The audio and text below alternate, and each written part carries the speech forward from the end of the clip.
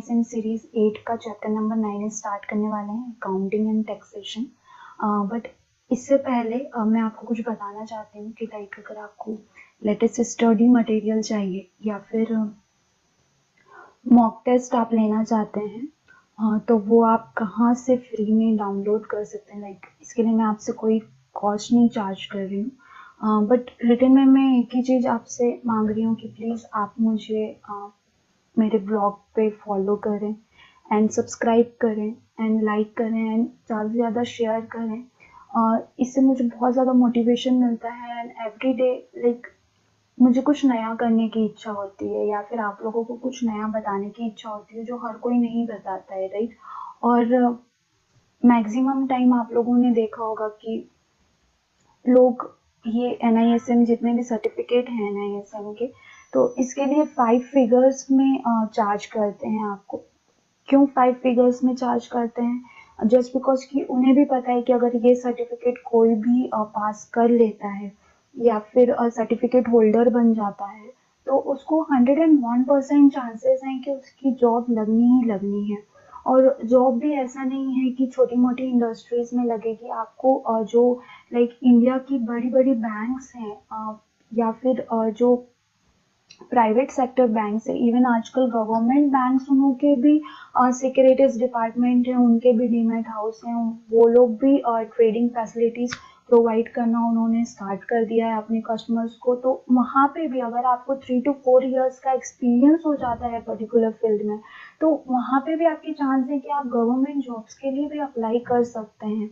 Plus अगर CB की exams जो होती हैं तो आपको एक बेसिक नॉलेज है सिक्योरिटीज मार्केट का, बेसिक नॉलेज है डेरिवेटिव्स का, बेसिक नॉलेज है क्लियरिंग एंड सेटलमेंट मेंबर का। तो वहाँ पे भी एक पर्टिकुलर टॉपिक आता है जिसमें अराउंड 50 क्वेश्चंस आते हैं और अगर ये बेसिक नॉलेज है तो वो आप इजीली क्रैक कर पाते हैं जो नॉर्मली हर कोई क्रैक नहीं कर पाता है। तो ये सब चीज़ें मैं आपको फ्री ऑफ कॉस्ट में दे रही हूँ, आपसे कोई चार्ज नहीं कर रही हूँ। और बदले में सिर्फ और सिर्फ मैं आपसे एक ही चीज़ मांग रही हूँ कि लाइक आप जितने भी लोग मेरे चैनल को विजिट करते हैं वो लोग सब्सक्राइब करें। अगर आप मेरे ब्लॉग पे विजिट करते हैं तो प्लीज़ मेरे ब्लॉग को फॉलो करें। फॉलो के लिए मैंने अभी तक लिंक नहीं दिया है अपने ब्लॉग पे, but soon we will update our link, जो कि आपको मे बी इस सेक्शन में मिलेगा या फिर top of the title bar पे आपको मिल जाएगा। तो प्लीज़ मेरे ब्लॉग को फॉलो करें ताकि कुछ भी नया अपडेट या फिर कोई भी नया ब्लॉग हम लोग पब्लिश करते हैं तो आपको एट ए टाइम उसका नोटिफिकेशन मिल जाएगा। सो गाइज मैं आप लोगों से सिर्फ एक ही चीज़ मांग रही हूँ कि प्लीज़ आप लोग इफ अगर आपको पसंद आता है तो ही, कोई ऐसा ज़बरदस्ती नहीं है कि आप करना चाहें तो करिए, नहीं करना चाहें तो मत करिए। बिकॉज आई नो कि मैं जो भी कर रही हूँ तो फ्री ऑफ कॉस्ट कर रही हूँ, मैं कोई आपसे चार्ज नहीं कर रही हूँ। जस्ट बस मैं इतना है कि अब मैं अपने चैनल का या अपने वेबसाइट का पब्लिसिटी कर रही हूँ, दैट्स ऑल। बाकी और मैं आप लोगों से कुछ नहीं मांग रही हूँ। तो आप प्लीज़ मेरे चैनल को सब्सक्राइब करें बिकॉज आप सबको भी पता है मैं ऐसा क्यों बोल रही हूँ। आप लाइक करें, शेयर करें, ज़्यादा से ज़्यादा आप अपने फ्रेंड्स के साथ शेयर करें। एंड वन मोर थिंग, अगर आप कोई भी डिटेल चाहते हैं जॉब्स के लिए कैसे अप्लाई करना है तो उस पर भी मैं स्पेसिफिक वीडियो बना सकती हूँ। आप प्लीज़ मुझे कमेंट सेक्शन में बताइए। आप अगर फ्रेशर हैं और आपको नहीं समझ में आ रहा है कि ठीक है सर्टिफिकेट तो हमने पास कर लिया है, अब आगे कैसे क्या करना है, तो उसके लिए भी आप मुझे कमेंट सेक्शन में बताइए। मैं एक पर्टिकुलर स्पेसिफिक वीडियो उस पर बनाऊँगी और आपके लिए बहुत ईजी हो जाएगा जॉब्स के लिए अप्लाई करना। जो ऑलरेडी फील्ड में है, जो ऑलरेडी जॉब कर रहे हैं तो उनके लिए थोड़ा इजी हो जाता है बिकॉज उनको एक मिनिमम एक्सपीरियंस होता है, वर्किंग एक्सपीरियंस होता है, तो वो इजीली इंडस्ट्री में सर्वाइव कर सकते हैं, इंडस्ट्री इजीली उनको एक्सेप्ट करती है और वहाँ पे उनका क्या बोलना चाहिए, हायरिंग इजीली हो जाता है। But as a fresher, as a newcomer आपके लिए थोड़ा सा मुश्किल होता है एंटर करना। बट स्टिल अगर आप जानना चाहते हैं तो प्लीज़ मुझे कमेंट सेक्शन में बताइए। And this is my website. Okay, तो आपको कैसे करना है, आपको जस्ट गूगल में पैसा इन्वेस्टर सर्च करना है। ओके,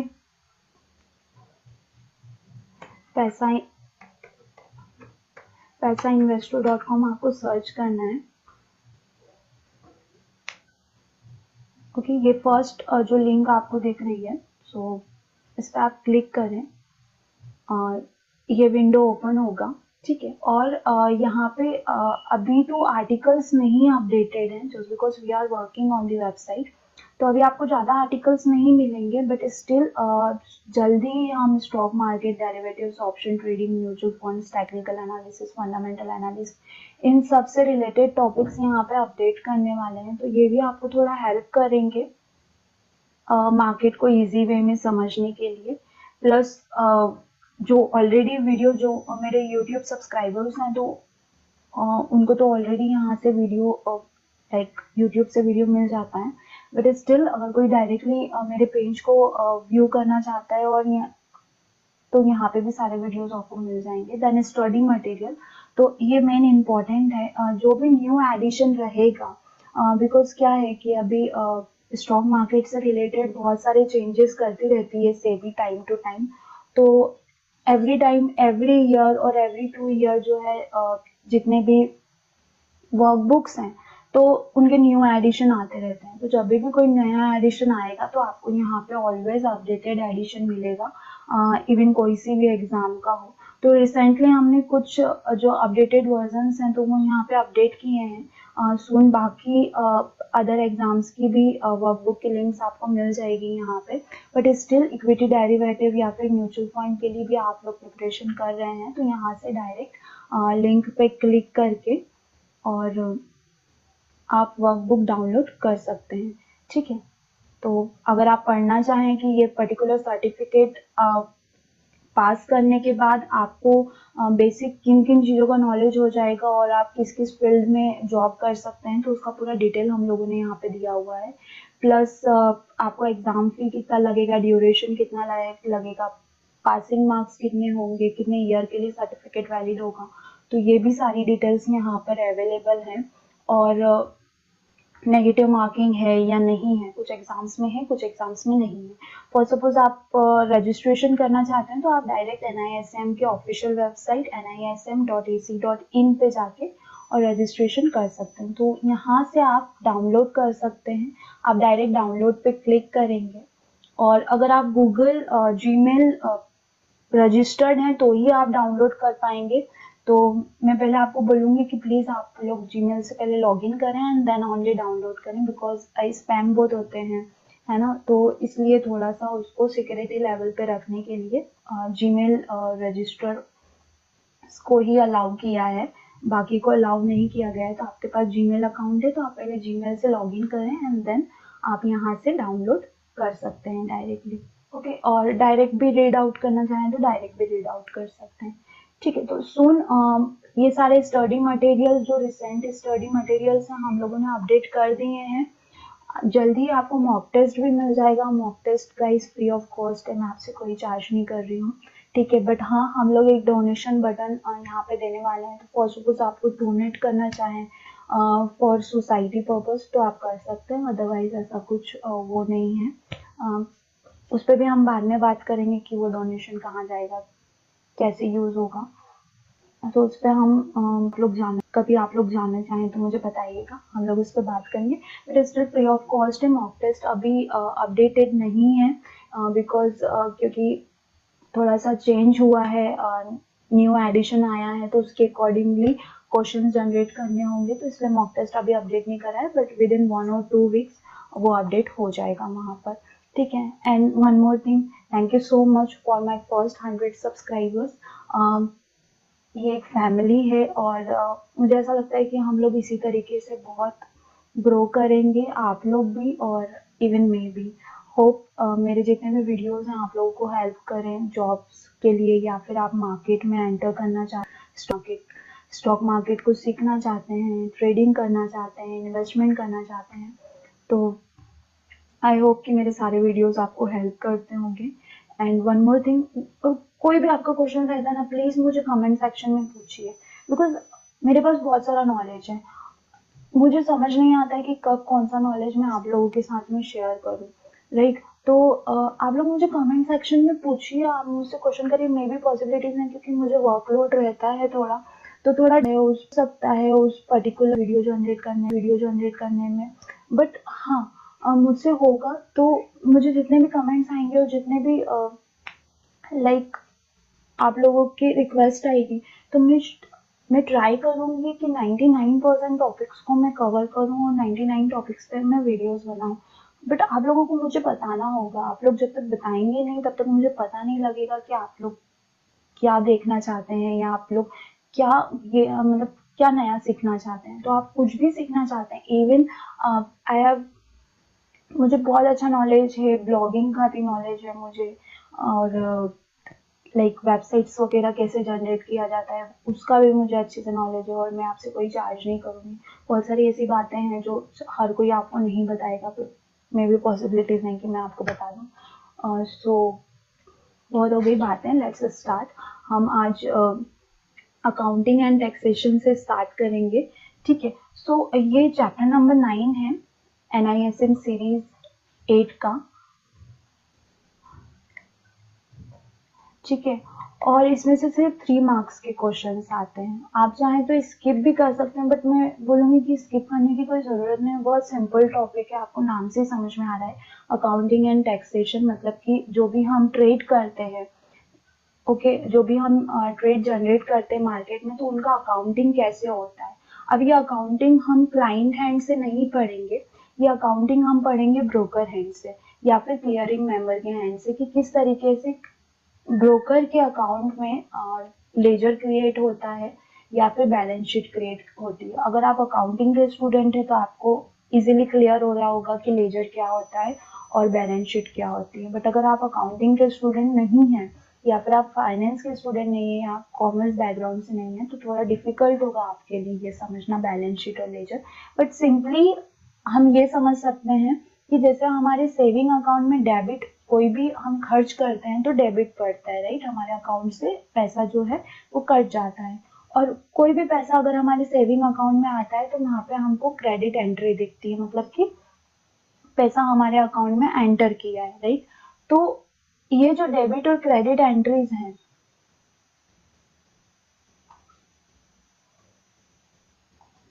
ठीक है, तो ये जो डेबिट और क्रेडिट एंट्रीज हैं अकाउंट पे रिफ्लेक्ट होती हैं।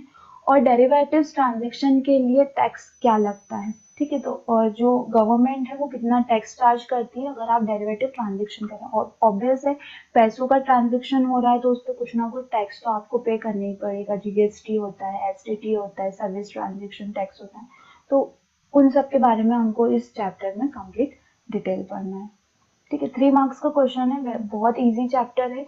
लोग लाइक चूंकि थियोरेटिकल है तो छोड़ देते हैं, बट बहुत सिंपल है, ठीक है। तो अकाउंटिंग जो है ये स्टैंडर्ड अकाउंटिंग स्टैंडर्ड 11 को प्रेफर किया जाता है फॉरवर्ड कॉन्ट्रैक्ट में और इवन फ्यूचर कॉन्ट्रैक्ट में भी, उनके कॉन्ट्रैक्ट नोट जनरेट करने में या फिर लेजर जनरेट करने में, ठीक है। और जो भी लाइक इक्विटी स्टॉक फ्यूचर की जो बुक्स जनरेट किया जाती है या इंडेक्स फ्यूचर की जो बुक्स जनरेट किया जाता है या अकाउंटिंग प्रिंसिपल जो फॉलो किया जाता है, तो वो ICAI का फॉलो किया जाता है, institute of chartered accountants of India. मतलब इन लोगों ने जो फ्रेमवर्क प्रोवाइड किया गया है अकाउंटिंग प्रिंसिपल्स के लिए, तो उसी के गाइडलाइंस पे अकाउंटिंग या किया जाता है इंडेक्स फ्यूचर या फिर इक्विटी फ्यूचर्स का, डेरिवेटिव्स का, इन शॉर्ट, ठीक है।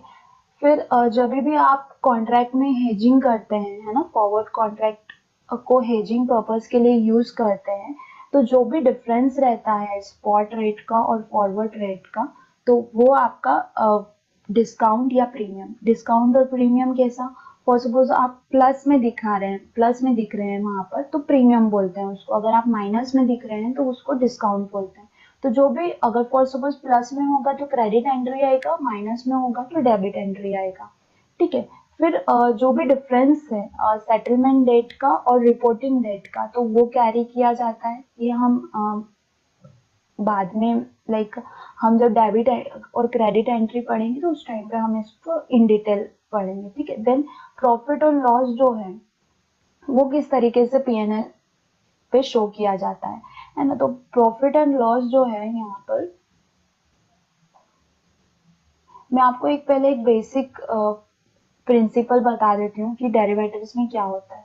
ठीक है। अब डेरिवेटिव्स में ट्रेड करते हैं। मे बी हमने डेरिवेटिव वाला जो बेसिक ऑफ डेरिवेटिव्स पढ़ा था उस चैप्टर में हमने पढ़ा था कि डेरिवेटिव में हम जब भी ट्रेड करते हैं तो हमको एक मार्जिन अमाउंट पे करना पड़ता है। हम इसको इनिशियल मार्जिन बोलते हैं या फिर अपफ्रंट मार्जिन बोलते हैं, राइट। इनिशियल मार्जिन और अपफ्रंट मार्जिन प्लस हमको एक मार्क टू मार्केट पे करना पड़ता है ना, करेक्ट। तो ये जो इनिशियल मार्जिन और मार्क टू मार्केट है, तो क्लाइंट बाय पोजीशन क्रिएट करे या फिर सेल पोजीशन क्रिएट करे, तो दोनों साइड पे चार्ज होता है डेरिवेटिव्स में। ओके, सो जब भी कोई भी क्लाइंट ओपन पोजीशन लेता है, एंड आई होप कि आप लोगों ने मेरे सारे वीडियोस देखे होंगे तो आपको ये सारे वर्ड्स जो हैं वो डिफिकल्ट नहीं लग रहे होंगे, आपको सब समझ में आ रहा होगा। अगर नहीं समझ में आ रहे हैं ये सारे वर्ड्स तो पहले आप basics of derivative, basic of option, concept, ये सब क्लियर करिए एंड देन ये वाला वीडियो आप देखिए। ओके, सो अगर कोई भी क्लाइंट ओपन पोजीशन लेता है मार्केट में, है ना, आइदर बाय और सेल, तो इस केस में क्या होता है, ब्रोकर आपसे एक मार्जिन कलेक्ट करता है, राइट। तो अब ये जो मार्जिन कलेक्ट होगा तो ये क्लाइंट के अकाउंट से डेबिट होगा, है ना, क्लाइंट से अकाउंट से माइनस होगा। मतलब जितना भी मार्जिन होगा, फॉर सपोज 1 लाख रुपीज का यहाँ पे मार्जिन अमाउंट है, तो ये क्लाइंट के अकाउंट पे तो डेबिट एंट्री आएगी, मतलब उसके सेविंग अकाउंट से 1 लाख रुपए कट जाएगा या फिर ट्रेडिंग अकाउंट में 1 लाख रुपए होल्ड हो जाएगा। और ब्रोकर के यहाँ पे क्या एंट्री आएगी, ब्रोकर के अकाउंट में क्रेडिट की एंट्री आएगी, राइट। उसके अकाउंट में एंट्री होगी, प्लस होगा, है ना। मतलब ये 1 लाख रुपए क्लाइंट किसको देगा, ब्रोकर को देगा। ब्रोकर मार्जिन कलेक्ट करेगा एंड इसके बिहाफ पे क्लाइंट अपना पोजीशन ले सकता है, ठीक है। तो आई होप कि ये आपको एक बेसिक कंसेप्ट समझ में आया होगा। अब इसी तरीके से अगर mark to market broker collect करते हैं, फॉर सपोज क्लाइंट माइनस में पोजीशन क्लोज होती है ना, तो ये जो मार्क टू मार्केट है ये क्लाइंट के अकाउंट में डेबिट एंट्री आएगी और ब्रोकर अकाउंट में क्रेडिट एंट्री आएगी, ठीक है। अब जब क्लाइंट पोजीशन क्लोज कर देता है तो उस केस में क्या होगा, फॉर सपोज क्लाइंट अपनी पोजीशन क्लोज कर देता है, राइट। तो इफ क्लाइंट ने 100 रुपीज से पोजीशन बनाई थी, बाई किया था और 105 पे उसने सेल कर दिया, मतलब उसको 5 रुपीज का प्रॉफिट हुआ। यहाँ पे उसकी 5000 क्वांटिटी खड़ी हुई थी, ठीक है, 5000 क्वांटिटी पे उसने परचेसिंग किया था, मतलब 5 इंटू 5000, ये इसका प्रॉफिट है 5 रुपये पर शेयर का, राइट। तो 5000 मतलब उसको कितना हो गया, 25,000 का प्रॉफिट हो गया, है ना। अब इसकी एंट्री कैसे होगी, अब यहाँ पे क्या होगा, ब्रोकर ने जो भी इनिशियल मार्जिन कलेक्ट किया था क्लाइंट के पास से वो उसको रिटर्न देना पड़ेगा, है ना। क्लाइंट से जो भी इनिशियल मार्जिन लिया था तो वो क्लाइंट को क्या करना पड़ेगा, रिटर्न बैक करना पड़ेगा यहाँ पर, प्लस प्रॉफिट रिटर्न करना पड़ेगा, है ना। तो ये अब ये वाली जो एंट्री आएगी क्लाइंट के अकाउंट में ये क्रेडिट एंट्री आएगी और प्लस प्रॉफिट की भी जो एंट्री आएगी वो क्रेडिट एंट्री आएगी। तो इसी तरीके से अकाउंटिंग सिस्टम काम करता है। और एक और चीज की जो प्रॉफिट एंड लॉस का जो कॉन्ट्रैक्ट नोट बनता है या पीएनएल, ये प्रॉफिट जो बनती है, प्रॉफिट एंड लॉस स्टेटमेंट, ठीक है, तो ये फीफो मेथड पे बनती है। ये क्वेश्चन आता है, आप चाहो तो कहीं पे नोट कर लो, फीफो मेथड, ठीक है। फीफो मतलब first in first out. Accounts student को पता होगा बट नॉन अकाउंट स्टूडेंट या नॉन कॉमर्स स्टूडेंट्स को नहीं पता होगा। तो फर्स्ट इन फर्स्ट आउट पे ये वर्क करता है, ठीक है। वैसे क्वेश्चन डायरेक्ट ही आता है कि पीएनएल स्टेटमेंट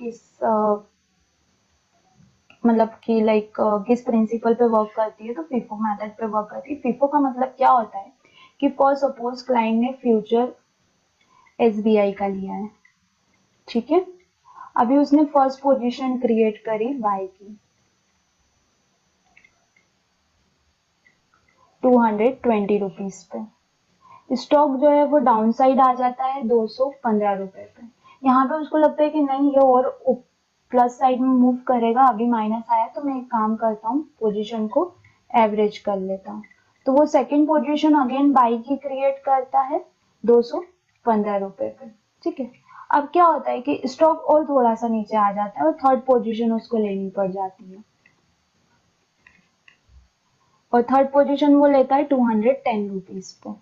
ठीक है, अब उसने ये 3 पोजीशन ली, आपके अकॉर्डिंग आप 3 पोजीशन ले रहे हैं, तो जो भी फॉर सपोज 1000 क्वांटिटी पे वो परचेसिंग कर रहा है, मतलब अभी उसके पास में टोटल 3000 क्वांटिटी है, राइट, बाइक पे, है ना। और इसका एवरेज जो रहेगा वो 220 प्लस 215 प्लस 210 डिवाइडेड बाय 3, तो ये जो आएगा ये इसका एवरेज प्राइस आ जाएगा। तो ये एवरेज प्राइस अराउंड कितना आएगा, आई थिंक 215 रुपीज के आसपास आएगा 3000 क्वांटिटी का। अब वो क्या करता है कि जैसे ही 220 रुपीज पे जाती है ऑर्डर, है ना, 220 पे जैसे ही एसबीआई का प्राइस जाता है अगेन 220, तो वो सेल कर देता है अपनी पोजीशन पर। वो सारे लॉट सेल नहीं करता है, वो क्या करता है जो नीचे के जो 2 लॉट रहते हैं वो ये मान के चलता है कि मैंने जो लास्ट 2 लॉट्स लिए थे तो वो मैं 2 लॉट आप सेल कर देता हूँ।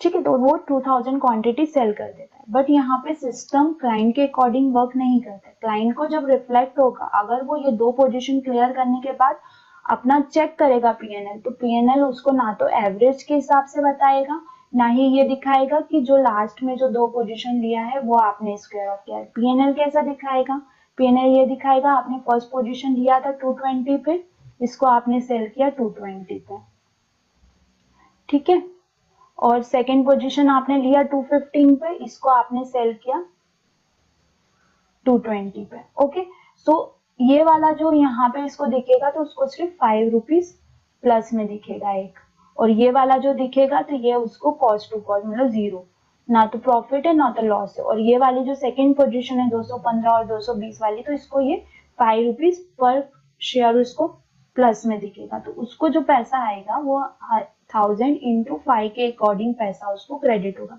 ऐसा नहीं होगा कि 210 और 215 तो एवरेज आया 212.5 का, और 212.5 के अकॉर्डिंग 220 पे उसने क्लोज किया पोजीशन, तो उसको 7.5 रुपीज का पर शेयर प्रॉफिट हुआ 2000 क्वांटिटी। नहीं, जब वो थर्ड पोजीशन क्लियर करेगा, इफ सपोज वो थर्ड पोजीशन जो क्लियर करता है वो 225 पे क्लियर करता है, तो इस केस में 210 रुपए, क्योंकि सबसे लास्ट पोजीशन थी, तो जो 225 पे लेगा तो यहाँ पे उसको 15 रुपीज का प्लस दिखेगा। ठीक है, बट अगर वो 210 के बिलो क्लोजिंग पे क्लोज करता है पोजीशन, तो उसको यहाँ पर उस पोजीशन के अकॉर्डिंग माइनस दिखेगा। इसका मतलब क्या है, फीफो कैसे वर्क करता है, फर्स्ट इन फर्स्ट आउट, जो आपने पहले पोजीशन एंटर किया है और जो भी पोजीशन आप आउट कर रहे हो मतलब सेल कर रहे हो, अगर आपने पहले बाय 220 रुपए पे किया था और उसके बाद आपने 220 पे ही क्लोज कर दिया पोजीशन, तो आपका जो क्लियरेंस होगा वो फर्स्ट पोजीशन का 220 पे होगा, देन सेकंड पोजीशन का 220 पे होगा, और थर्ड पोजीशन आप जब भी जिस भी रेट पे स्क्वायर ऑफ करोगे तो उसके अकॉर्डिंगली उसका जो भी डिफरेंस होगा वो प्लस या माइनस कैलकुलेट करता है सिस्टम। ना सिस्टम एवरेज पे कैलकुलेट करता है, ना ही सिस्टम आपके अकॉर्डिंग कैलकुलेट करता है कि यार मैंने सबसे लास्ट पोजीशन मतलब लास्ट वाला जो लिया था पोजीशन वो लास्ट इन फर्स्ट आउट के हिसाब से वर्क नहीं करता है।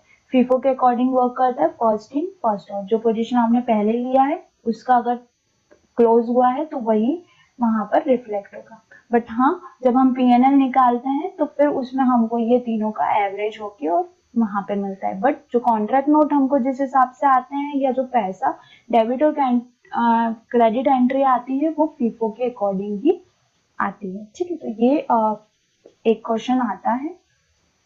आई होप कंसेप्ट आपको समझ में आया होगा इसका।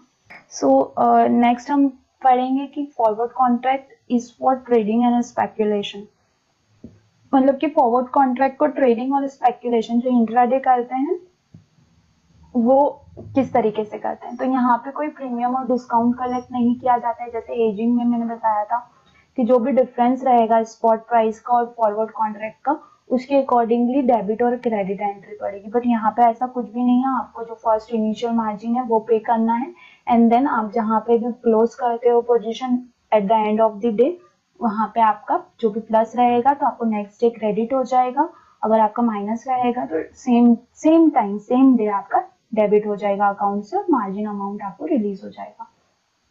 यही सेकंड में लिखा हुआ है कि अगेन और a loss that is the difference between the forward rate as पर the contract previous year end valuation rate, the forward rate available at the year end. Because forward contract जो रहते हैं वो ईयरली वर्क करते हैं तो वो P&L में ईयरली रिफ्लेक्ट होंगे। फ्यूचर भी ईयरली वर्क करते हैं। हमारा जो फाइनेंशियल ईयर सेशन चलता है वो 1 अप्रैल टू 31 मार्च चलता है, राइट। तो उसी के अकॉर्डिंग P&L जनरेट होती है। आप जब ITR फाइल करते हैं तो आपको 1 अप्रैल टू 31 मार्च तक का ITR फाइल करना पड़ता है। तो सेम जो P&L यहाँ पे प्रॉफिट एंड लॉस स्टेटमेंट निकलता है तो वो भी 1 ईयर का निकलता है। बट आपके पास यहाँ पे बहुत सारे ऑप्शंस रहते हैं। आप every day, every month, every week का भी P&L स्टेटमेंट अपने ब्रोकर से ले सकते हैं। बट फॉर ITR पर्पज और फॉर फाइनेंशियल ईयर के अकॉर्डिंग बुक में जो दे रखा है वो ईयर एंड दे रखा है, ठीक है। और प्रॉफिट एंड लॉस जो है वो फॉरवर्ड कॉन्ट्रैक्ट का वो रिफ्लेक्ट हो जाता है P&L में, ठीक है। अभी ये थोड़ा सा लाइक थ्योरेटिकल है, हम इसको पढ़ेंगे और समझेंगे, ठीक है। Every client is required to pay the trading member, clearing member initial margin. Obvious हमने ये सब पढ़ ही रखा है कि इनिशियल सबसे फर्स्ट जो है हर एक क्लाइंट को इनिशियल मार्जिन पे करना पड़ता है। इफ इनिशियल मार्जिन क्लाइंट नहीं पे करता है और ब्रोकर पोजीशन बनाने के लिए दे देता है क्लाइंट को, तो यहाँ पे सेबी के रूल्स के according broker and client both को पेनल्टी चार्ज होती है जो कि 5% की पेनल्टी है, ठीक है। तो इसलिए कोई भी broker without collect initial margin position create करने नहीं देता है। ब्रोकर क्लाइंट से इनिशियल मार्जिन कलेक्ट करता है और वो किसको फॉरवर्ड करता है, क्लियरिंग कॉर्पोरेशन को या क्लियरिंग मेंबर को वो फॉरवर्ड करता है जिसके भी अंडर में वो काम कर रहा है। एंड देन वो इक्विटी इंडेक्स या फिर स्टॉक में क्लाइंट पोजीशन बना पाता है, ठीक है। अभी ये जो भी इनिशियल मार्जिन है ये क्या होता है, डेबिट होता है क्लाइंट के अकाउंट से और क्रेडिट होता है ब्रोकर के अकाउंट में। ये जो इनिशियल मार्जिन हम ले रहे हैं परचेस या सेल के लिए तो ये दोनों ही एंट्रीज पे लगता है। मतलब अगर क्लाइंट बाय पोजीशन बना रहा है तो भी लगेगा और सेल पोजीशन बना रहा है तो भी लगेगा। अभी जो भी कॉन्ट्रैक्ट नोट जनरेट होगा तो उस पे कोई एंट्री पास नहीं होगी। किसकी एंट्री पास नहीं होगी, इनिशियल मार्जिन की एंट्री पास नहीं होगी। उस कॉन्ट्रैक्ट नोट पे जो वैल्यू आएगा वो टोटल कॉन्ट्रैक्ट वैल्यू आएगा। फॉर सपोज 1000 क्वांटिटी है, ठीक है, 1000 क्वांटिटी है इंटू 200 के रेट से लिया है, 200 नहीं लेते बहुत कम हो जाएगा, 500 के रेट से लिया है तो अभी कितना आ रहा है, 5 लाख रुपए आ रहा है, करेक्ट। तो ये कॉन्ट्रैक्ट वैल्यू हो गई टोटल, है ना, कि 1000 क्वांटिटी, 1000 का लॉट साइज है, 500 का रेट चल रहा है स्टॉक का, ये स्टॉक प्राइस है, करेक्ट। तो आपको 5 लाख रुपए पे करना थे। बट फ्यूचर में क्या होता है, हमको 5 लाख रुपीज पूरा पे नहीं करना होता, हमको सिर्फ इनिशियल मार्जिन पे करना होता है ना। तो इनिशियल मार्जिन कितना रहता है, 10% से लेकर तो 35% तक रहता है, depend on the market fluctuation ज्यादा रहेगा तो परसेंटेज इनिशियल मार्जिन ज्यादा लगेगा, कम रहेगा तो कम लगेगा, ठीक है। तो ये जो इनिशियल मार्जिन है ये कॉन्ट्रैक्ट नोट पे रिफ्लेक्ट नहीं होता है, ठीक है। क्यों रिफ्लेक्ट नहीं होता है कॉन्ट्रैक्ट नोट पे, क्योंकि वहां पे कॉन्ट्रैक्ट वैल्यू रिफ्लेक्ट होती है। ये इनिशियल मार्जिन कहाँ रिफ्लेक्ट होता है, कहाँ रिकॉर्ड होता है, तो ये लेजर में रिकॉर्ड होता है। लेजर में क्यों रिकॉर्ड होता है, जस्ट बिकॉज की जो लेजर एंट्री रहती है वो सेम हमारे सेविंग अकाउंट की अगर आपने स्टेटमेंट देखी होगी तो उसी तरीके की लेजर एंट्रीज रहती है कि कहाँ से डेबिट हुआ और किस अकाउंट में क्रेडिट हुआ, तो वहां पे वो पूरा एंट्री रहता है, तो वहां पे इनिशियल मार्जिन रिफ्लेक्ट होता है। बट कॉन्ट्रैक्ट नोट पे इनिशियल मार्जिन रिफ्लेक्ट नहीं होता है। क्यों नहीं होता है, बिकॉज जो टैक्सेस लगते हैं या जो भी ब्रोकर या एक्सचेंज जो चार्ज करता है वो कॉन्ट्रैक्ट वैल्यू पे चार्ज करता है, वो इनिशियल मार्जिन पे चार्ज नहीं करता है। वो तो आपको एक फैसिलिटी प्रोवाइड की गई है कि ठीक है कॉन्ट्रैक्ट का आपको पूरा चार्ज नहीं देना है क्योंकि आप फ्यूचर में ट्रेड कर रहे हो, आप आने वाले टाइम में उसका सेटलमेंट करोगे, तो इसलिए वहां पे फुल अमाउंट नहीं आपसे कलेक्ट किया जाता है, सिर्फ इनिशियल मार्जिन, यानी कि जो रिस्क, जितना रिस्क वैल्यूएशन है उतना ही आपसे कलेक्शन। वो कॉन्ट्रैक्ट, अगर वो कॉन्ट्रैक्ट सेटल नहीं हुआ या उस कॉन्ट्रैक्ट का पेमेंट नहीं हुआ तो वो जो इनिशियल मार्जिन आपसे लिया हुआ है उससे उसका सेटलमेंट किया जाएगा, तो इसलिए इनिशियल मार्जिन लिया जाता है, ठीक है। अब ये आपको लेजर और कॉन्ट्रैक्ट नोट का एंट्री समझ में आया। अब बैलेंस शीट पे किस तरीके से एंट्री किया जाता है। तो बैलेंस शीट पे जो स्टॉक फ्यूचर्स है और जो इंडेक्स फ्यूचर है उनका दोनों का सेपरेटली एंट्री किया जाता है बैलेंस शीट के अंदर, ठीक है। Where any account has been paid in excess of the initial margin or additional margin, the excess should be disclosed separately as the deposit under the head current asset, ठीक है। और for suppose कि जैसे कि normal bank broker जो रहते हैं तो वो तो उनका ट्रेडिंग डीमैट और सेविंग लिंक रहता है आपस में तीनों, तो वो एक्स्ट्रा मार्जिन यदि कलेक्ट कर भी लेते हैं क्लाइंट के अकाउंट से तो वो रिलीज कर देते हैं, वापस सेविंग अकाउंट में at the end of the day चला जाता है क्लाइंट के अकाउंट में। But in case of private brokers, उस केस में क्या होता है, तो प्राइवेट ब्रोकर्स का क्या रहता है, उनका सेविंग अकाउंट लिंक नहीं रहता है। उनके अकाउंट में आपने अगर सपोज आपको ज़रोदा के बारे में पता होगा या शेयर खान या एंजल ब्रोकिंग के बारे में, तो पहले उनके ट्रेडिंग अकाउंट यानी कि ब्रोकर के अकाउंट में आपको पैसा देना पड़ता है। वो पैसा वो ब्रोकर्स क्या करते हैं, आपके ट्रेडिंग अकाउंट में रिफ्लेक्ट करते हैं। अब वो पैसा जब ट्रेडिंग अकाउंट में रिफ्लेक्ट, फॉर सपोज आपको पता है कि मैं डेली का 10 लाख का पोजीशन बनाता हूँ या 5 लाख का पोजीशन बनाता हूँ, तो आप उतना पैसा रखते हैं। बट किसी दिन आपको मार्केट सेंटिमेंट्स ठीक नहीं लगते हैं या मार्केट मूवमेंट समझ में नहीं आता है, तो उस दिन आप पोजीशन नहीं बनाते हैं, तो वो अमाउंट ऐसे ही आपके ट्रेडिंग अकाउंट में रहता है। तो वो जो एंट्री करते हैं, वो जो फ्री या फिर आइडियल अमाउंट जो रहता है उसका जो एंट्री करते हैं, तो वो करंट असेट में एंट्री किया जाता है, ठीक है। देन नेक्स्ट किस तरीके से लाइक इनिशियल मार्जिन लिया जाता है, तो ये ऑलरेडी मैं आप लोगों को समझा चुकी हूँ कि डिपॉजिट लिया जाता है इनिशियल मार्जिन का, है ना। तो ये जो इनिशियल मार्जिन क्या होगा, वो क्या होगा, डिपॉजिट होगा किस अकाउंट में, इनिशियल मार्जिन अकाउंट में, और क्रेडिट लाइक डेबिट किस अकाउंट से होगा, तो वो जो भी क्लाइंट का बैंक अकाउंट रहेगा वहां से डेबिट होगा। तो ये पूरी एंट्रीज हैं कि किस तरीके से एंट्रीज रिफ्लेक्ट होती हैं। बट अब बहुत ज़्यादा एडवांस हो गया है, ये ऐसा कुछ भी क्वेश्चन आता नहीं है,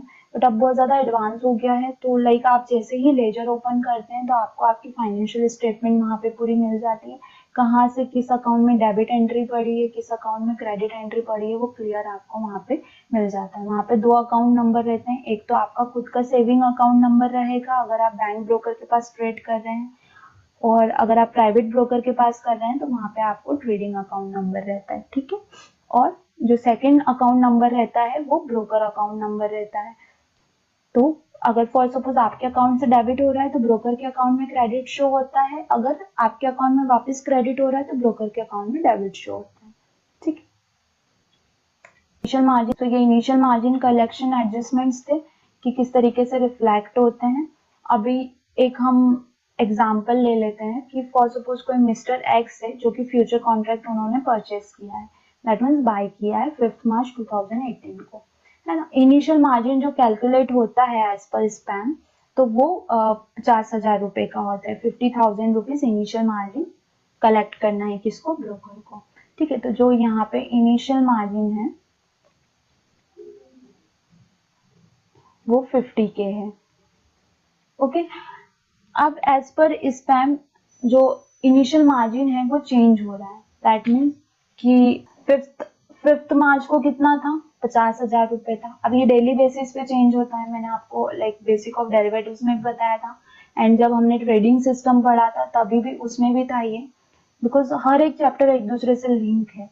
तो नेक्स्ट डे जो है वो 55K हो रहा है, फिर 45 हो रहा है, फिर 47 हो रहा है, ठीक है। अब इस केस में क्या होगा कि जब 5th को उसने पोजीशन लिया, राइट, तो उसके अकाउंट में कितना डेबिट आया, 50,000 का। अब जब 6th को वो पोजीशन उसका होल्ड है, उसने पोजीशन क्लियर नहीं कर रहा है, तो इस दिन उसको 55,000 रुपए का इनिशियल मार्जिन लग रहा है, दैट मीन्स 5K जो है उसको एक्स्ट्रा पे करने। तो ये क्या होगा, क्लाइंट के अकाउंट से डेबिट पड़ेगा और ब्रोकर अकाउंट में क्रेडिट होगा। देन 7th डे को 45,000 रुपीज इनिशियल मार्जिन लगता है। तो अब यहाँ पे क्लाइंट के कितने पैसे हैं, 55,000 रुपए हैं, बट लग उसको इनिशियल मार्जिन कितना रहा है, 45,000, मतलब यहाँ पे 10,000 रुपीज उसके एक्स्ट्रा हैं। तो ये एज अ करेंट असेट में अवेलेबल मार्जिन में शो हो जाएगा, ठीक है।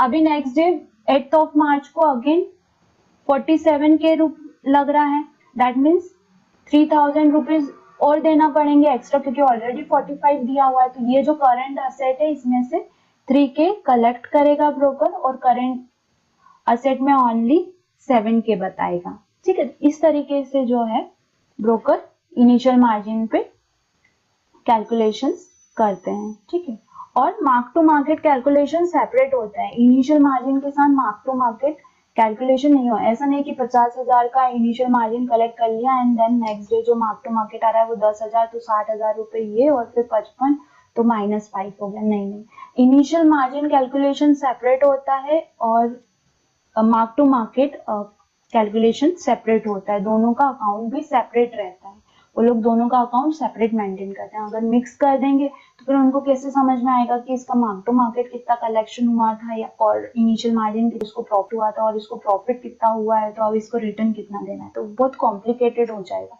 तो that's why initial margin account अलग रहता है, मार्क टू मार्केट अकाउंट अलग रहता है and profit and loss account अलग रहता है। मार्क टू मार्केट जो अकाउंट रहता है वो सिर्फ कलेक्शन ऑफ मार्जिन रहता है, जस्ट बिकॉज की जो मार्केट में फ्लक्चुएशन आ रही है तो उसके कारण जो रिस्क और रिवॉर्ड रेशियो कम या ज्यादा हो रहा है तो वो क्लाइंट से कलेक्ट किया जाता है, बिकॉज फ्यूचर और derivatives are very risky market, because contract close होता है। अगर क्लोजिंग के टाइम पे क्लाइंट ने पैसा नहीं दिया तो वो ड्यूज ब्रोकर कहाँ से एडजस्ट करेगा, तो दैट्स वाई वो डेली बेसिस पे उससे मार्जिन कलेक्शन भी करता है और मार्क टू मार्केट कलेक्शन भी करता है। तो यही सब इस पर्टिकुलर स्लाइड में दिया हुआ है ना। एंड देन ये सेम है मार्क टू मार्केट का, जो मैंने आपको बताया कि इनिशियल मार्जिन का सेपरेट कलेक्शन होता है और मार्क टू मार्केट का सेपरेट कलेक्शन होता है। अब एक एग्जांपल हम समझ लेते हैं जो ऑलरेडी हम समझ चुके हैं कि फॉर सपोज क्लाइंट ने एक बाय पोजीशन लिया है ना, 105 रुपीज से इसने बाय पोजीशन लिया है।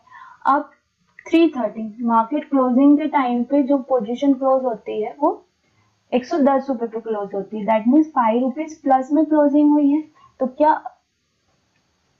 ब्रोकर क्या करेगा, क्लाइंट का जो पुल अकाउंट है ना, क्लाइंट का जो भी ट्रेडिंग अकाउंट बोला जाता है या फिर पुल अकाउंट बोला जाता है, इसमें उसको 5 rupees into for suppose 5,000 quantity है तो 5,000 इतना मार्जिन एक्स्ट्रा अवेलेबल कर देगा, 25K का एक्स्ट्रा अवेलेबल कर देगा।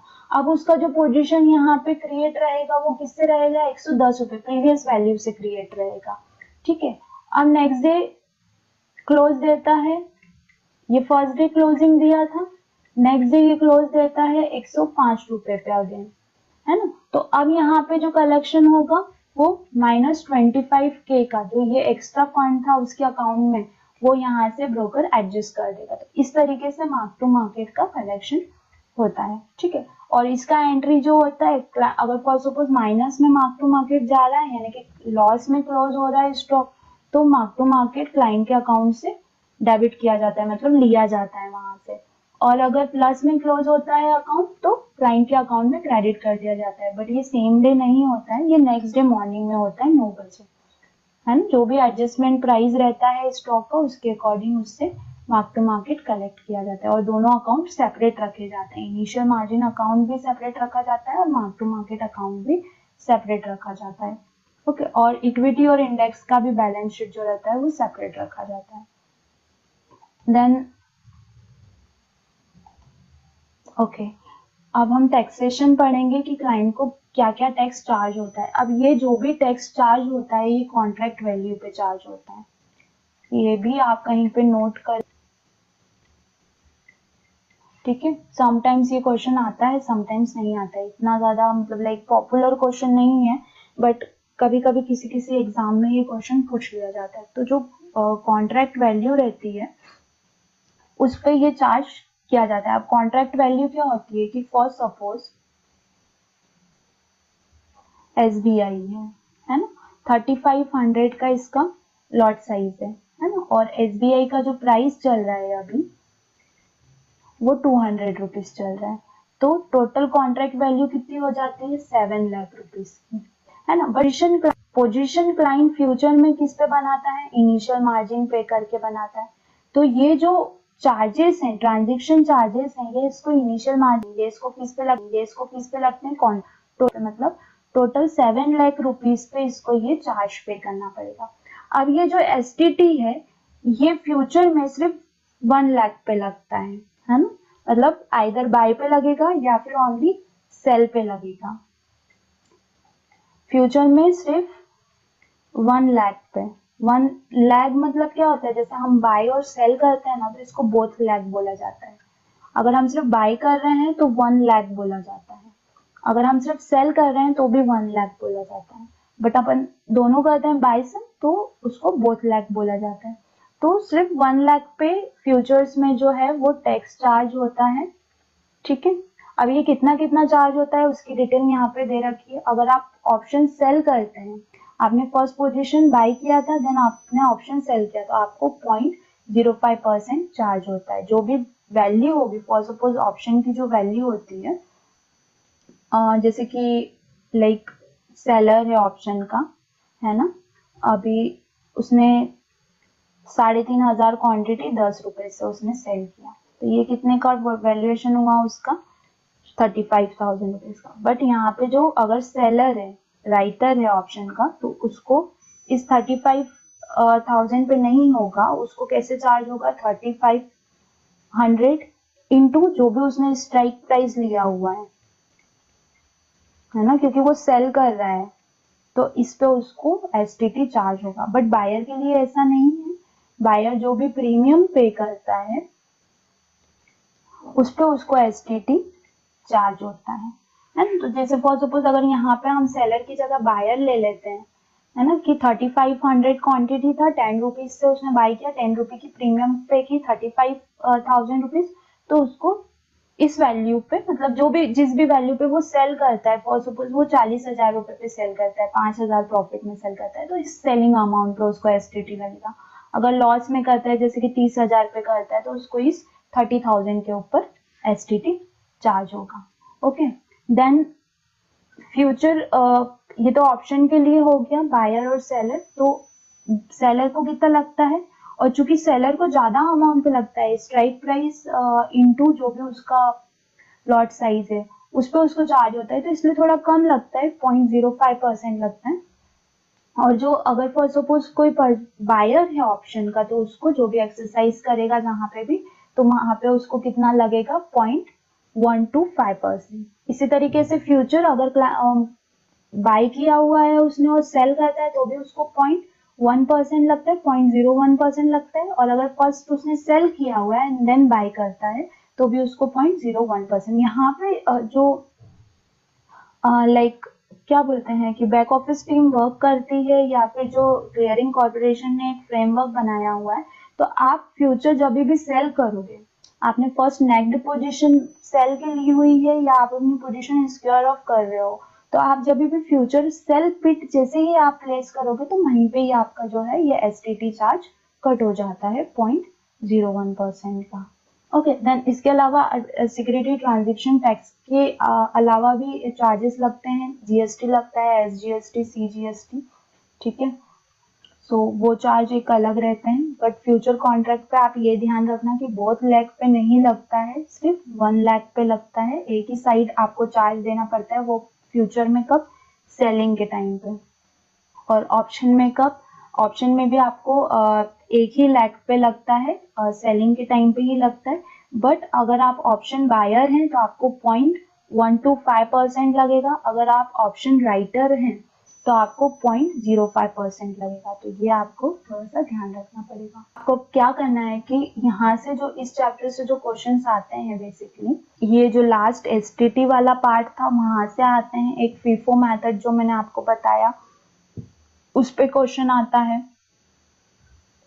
देन कंबाइंड क्वेश्चंस आता, मतलब ऐसा कुछ मैं बोल नहीं सकती कि पर्टिकुलर इसी चैप्टर से आता है, बट ट्रेडिंग सिस्टम वाला जो इनिशियल मार्जिन कलेक्शन वाला जो टॉपिक है, वो अगर क्वेश्चन में भी पॉसिबिलिटीज हैं कि इस चैप्टर से भी आ सकता है।